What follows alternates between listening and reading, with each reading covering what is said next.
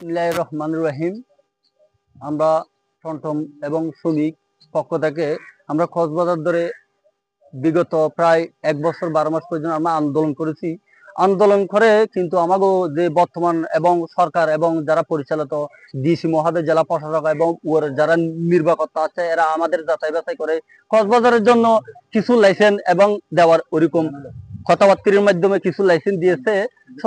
সর্বপ্রথম হলো যে লাইসেন্স গুলো দেওয়া হয়েছে, সেই লাইসেন্স গুলো এবং আমরা ঠিকমতো পাইনি। আমরা প্রকৃত যারা কক্সবাজারে দীর্ঘদিন মাটির গাম, হ্যাঁ, এবং মাথার গাম মাটিতে ফেলে নদী শুকিয়ে বৃষ্টিতে ভিজে আমরা যারাই আন্দোলন করেছিলাম, প্রকৃত লাইসেন্স গুলো আমরা তারাই পাই নাই। কেন পাই নাই? যে কিছু টাকা পয়সার সিন্ডিকেটের কারণে আমাদের সেই লাইসেন্স গুলো দেওয়া হয় না।